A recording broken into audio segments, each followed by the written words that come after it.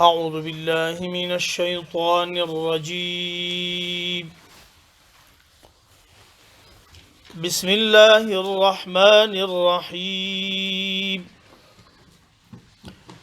يا بني إسرائيل اذكروا نعمتي التي أنعمت عليكم وأني فضلتكم على العالمين. واتقوا يوما لا تجزي نفس عن نفس شيئا ولا يقبل منها شفاعة ولا يؤخذ منها عدل ولا هم ينصرون. زمون د قرآن کریم درس په 40 او 48 نمبر آیاتونو کې جریان لري. د دې آیاتونو تحت لفظي ترجمه ده: یا بنی اسرائیل، اے اولاد یعقوب علیہ السلام، اذکروا یاد کئی تاسو، نعمتی زما نعمت، التي هغه نعمت انعمت علیکم چې ما انعام کړی په تاسو باندې، مهرباني مې کړې په تاسو باندې. وانی زچیم فضلتکم تاسو ته ما غورواله درکړي، علی العالمین په ټولو مخلوقاتو باندې. واتقوا تاسو ویریږئ یوما د عذاب د هغې ورځې نه، لا تجزي چې نشي کافي کېدی، نشي دفع کېدی، نفس یو نفس عن نفس د بل نفس نه، شیئا ذره بره د الله د عذاب نه، چې یو نفس چې هغه مجرم نی راپاسیږي د بل نفس نه ضمانت وکړي. ولا يقبل منها او نشي قبلوله منها د دې نفس مجرمانه، شفاعت سفارش د الله په نيز باندې. ولا يؤخذ منها او نشي اغستله منها د دې نفس مجرمانه عدل سبدله، دنیوي مال متا. ولا هم ينصرون او نو دوی سره مدد کولی شي. یا بنی اسرائیل، اے اولاد یعقوب علیہ السلام، اذکروا نعمتی التي یاد کئی زما غ نعمت، انعمت علیکم چې ما انعام کړی په تاسو باندې. وانی فضلتکم بشک زه چې غورواله درکړی دی ما تاسو ته، علی العالمین په ټولو مخلوقاتو د زمانې، یعنی په زمانه کې دی بهترین خلکو دی. واتقوا تاسو ویریږئ یوما د عذاب د هغې ورځې نه، لا تجزي چې نشي دفع کولی نفس یو نفس عن نفس د بل نفس نه، شیئا ذره بره د الله د عذاب نه، ولا يقبل منها او نشي قبلولی منها د دې نفس مجرمانه شفاعت سفارش، ولا يؤخذ منها او نشي اغسل منها د دې نفس مجرمانه عدل سبدلا، ولا هم ينصرون او نو دوی سره مدد کولی شي. تیر درسونو کې دا مسله بیان شوی و چې په الله باندې هیڅ څوک په زور باندې یو څوک نشي بخلی. یعنی په دې آیاتونو کې نفي د شفاعت قهري چې الله باندې څوک زور وکړي، او په دې آیات کې هغه د دنیا کم نمط او طریقه د یو مجرم د خلاصولو چې دا هغه بیانوي. دنیا کې ممداد طریقه ده چې کله یو څوک مجرمي داغه د خلاصون لپاره اول طریقه چې څوک کاری چې د اخلاص کی ضمانت کوي، یو نفس راسي د بل نفس ضمانت وکي. الله وی په دې باندې دانش اخلاصي ده، لا تجزي نفس عن نفس شيئا. دویمه طریقه را ځینې خلک د مجرم د خلاصول لپاره دا کوي چې سفارش کوي، ټلیفون کې واسطه کې خپل وسره زی. نو الله وی چې زه د چا سفارش نه منم تر څو چې ما اذن نه کړي. ولا يقبل منها شفاعه. دریمه طریقه دا چې یو څوک مجرمي داغه د خلاصولو لپاره سړی مال استعمالي چې په مال خلاصي. الله وی چې ولا يؤخذ منها عدل، د نفس مجرمانه د جرم په مقابل کې د قیامت پر ورځ مال نشي اغستل چې د اخلاص شي. کله دې چې مالم نه استعمالي، زور استعمالي اتباعي خلقي گروهي نو الله وایي چې دا لارم د دوی بنده ولا هم ینصرون دوی سره مدد نشي کولی چې د غیر د خوانه دوی سره مدد وکړي او هغه په الله باندې زور وري. د دې درس ځینې جزئیات هم تیر شوي تیر درسونو کې. د شفاعت مسله چې دلته کوم لفظ ذکر شوی دی ځینې شی نشته دی چې هغه خپل شفاعتګر ګرځي، ځینې افراد دي او ځینې اعمال دي. پرون هم دا خبره ځینې موږ بیان کړیو. د قیامت په ورځ باندې بعضې اعمال دي چې د الله په نیز باندې خپله شفیع ګرځي، چې هغه خپله د محمد رسول الله صلی الله علیه وسلم په احادیثو باندې ثابت دي، د هغه د مبارک اقوالو په بنا باندې دي. په هغې اعمالو کې چې رسول الله د شفاعت لفظ ورته استعمال کړی هغه د قرآن کریم تلاوت دی، قراءة القرآن الکریم. چا چې دنیا کې د قرآن کریم ډیر تلاوت کړی د قیامت په ورځ دغه تلاوت خپله شفیع ګرځي او د شفاعت د الله په نسبت باندې قبول او مقبول دی. رسول الله صلی الله علیه وسلم فرمایي چې اقرأوا القرآن، تاسو قرآن کریم ولولئ، فإنه يأتي يوم القيامة شفيعا لأصحابه. ځکه د قیامت په ورځ دغه قرآن کریم چې د خپل شفاعتګر ګرځي د خپل مرګري دپاره چې دنیا کې دې سره مصاحبت کړي. نو هر هغه څوک چې خپله د قرآن کریم تلاوت دی دنیا کې کوي د الله په نیز باندې د شفاعت قبول دی او دا به شفاعت کوي. دا یو عمل دی.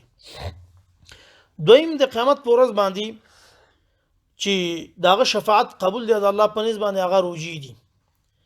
د فرض روجي نه نیولې څومره چې په دین کې د محمد رسول الله صلی الله علیه وسلم په مبارک اقوالو کې د هغې ذکر راغلی دی د نفلي روجو، دا ټولې په مجموع کې د الله په نسبت باندې شفیع ګرځي.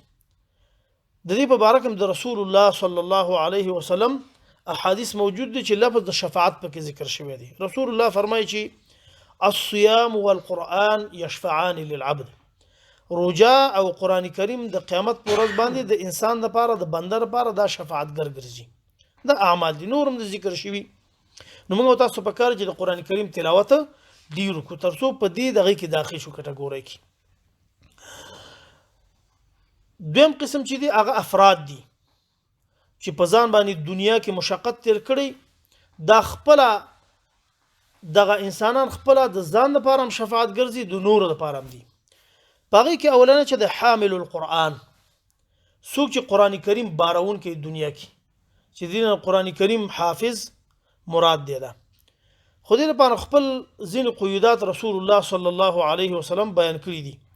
هر قاری نشي کولی چې د الله په نسبت باندې د ځان دپاره او د نورو دپاره شفاعت وګرځي. د دې حد معلوم دی چې څومره خلک به دی ځان سره به د جهنم نه به بچ کوي. خو د لپاره ځینې قیودات دي. رسول الله صلی الله علیه وسلم فرمایي چې هغه قاری چې هغه قرآن کریم ولولي خو د قرآن کریم په دې لوستو کې او بارولو کې دا څو شیونه مراعات کوي. اول فاحل حلاله، د قرآن کریم چې څومره حلال شی نه دي، یعنی دي کې چې کوم حلال امرونه بیان شوي چې دا وکړه دا وکړه دا وکړه، که هغه په عباداتو کې دي، که هغه په معاملاتو کې دي، که هغه په خوراکونو کې دي، که هغه د اغوستلو کوم شی نه دي د استعمال، دا ټول حلال وګڼي او دا د همغې طریقې سره دې سره رویه کوي. وحرم حرامه، رسول الله فرمایي هغه قاری هغه څوک چې قرآن کریم بار کړی خو د قرآن کریم حرام وګړي دې ته نه نږدې کېږي، د الله پولې نه ماتوي، دغه انسان ادخله الله به الجنه، دا د دې قرآن کریم په واسطې سره الله جنت ته داخلوي. بل وشفعه في 10 من اهل بیتي، او د لسو نفرو شفاعت کوي د خپل خاندان نه كلهم قد وجبت له النار، هغه انسانان چې هغوی باندې الله د جهنم فیصله کړي. نو که غواړي کوم څوک چې قاري قرآن کریم بار کړی خپله هم د الله د پولو خیال ساتي دنیا کې، بیا به د خپل ځان دپاره هم شفیع ګرځي او د لسو نورو دپاره. دویم هغه فرد چې د هغې شفاعت د خپل ځان په حق کې او د نورو په حق کې قبول دی، هغه شهید دی. هغه شهید چې د الله د دین دپاره هغې خپل سر قرباني کړي، خپل دغه لوی نعمت قیمتي نعمت چې زندگی ده دی ختمه کړي ده د الله د دین دپاره. د خپل هم ځان دپاره شفاعتګر ګرځي او د نور دپاره هم شفاعتګر ګرځي. رسول الله صلی الله علیه وسلم د دې په باره کې د شفاعت صيغه یعنی لفظ استعمال کړی دی.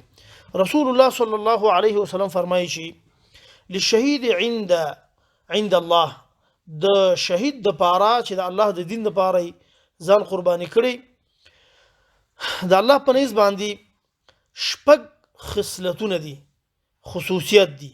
اول يغفر له في اول دفعه په اول دفعه کې چې دنه ساوزي او دا لوی نعمت چې ژوند د لاس ورکې د ټول ګناهونه معاف کیږي. دا یو خصوصیت د شهید.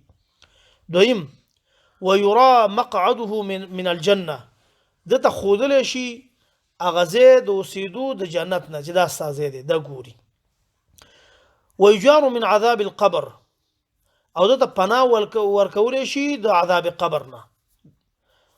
او ويأمن من الفزع الأكبر او د قیامت پر ورځ د ته امن ورکول شي دا سخت حالتنا چې د حشر کوم میدان دی چې هر انسان د خپل ګناهونو په وجه باندې دغه په اندازه پریشانی دی باندې به دا پریشانی ني.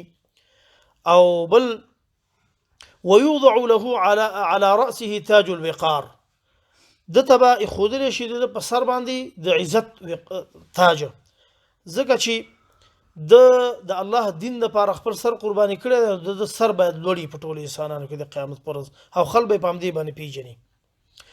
بل ويشفع في 70 من اقاربه او د شفاعت به قبلول شي د خپل نږدې خپلوانو په حق کې چې پاغي باندې د جهنم فیصله الله کړي د اویا کسانو هغه څوک چې د قران کریم قاری او عمل پکړي لس او د شهید لپاره د اویا کسانو د شفاعت پیغمبر لفظ بیان کړی دی.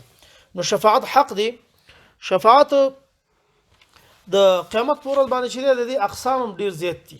اته قسم علما بیان کړی دي. امام طحاوی یو شفاعت دار چې هغه د شفاعت کبرا وای دا به رسول الله صلی الله علیه وسلم کوي د ټولو انبیاونه ما سوا.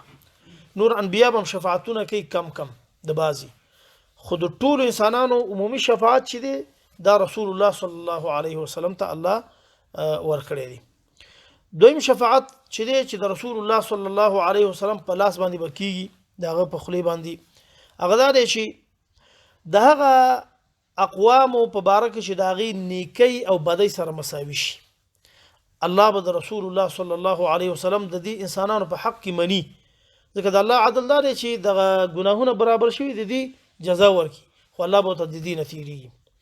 دریم قسم شفاعت د رسول الله صلی الله علیه وسلم د هغه انسانانو په باره کې دی چې هغه باندې الله د جهنم امر کړی او یو ټولي او د شفاعت قبول شي.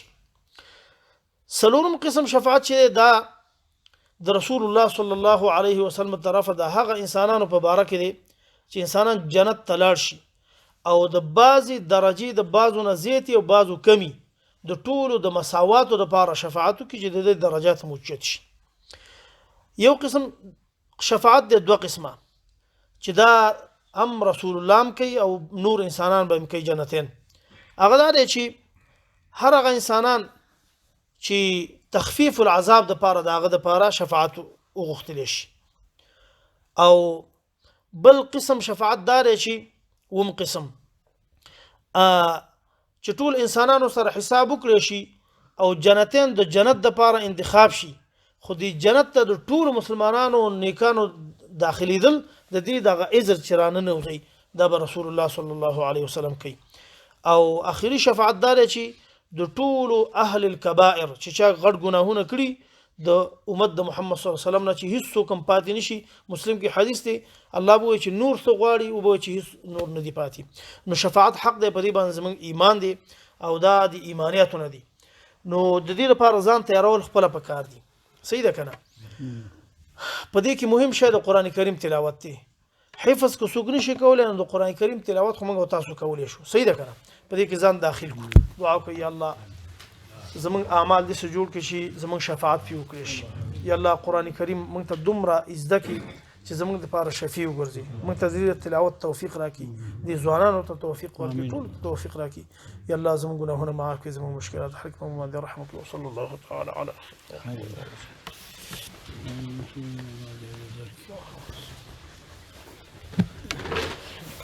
وکړي.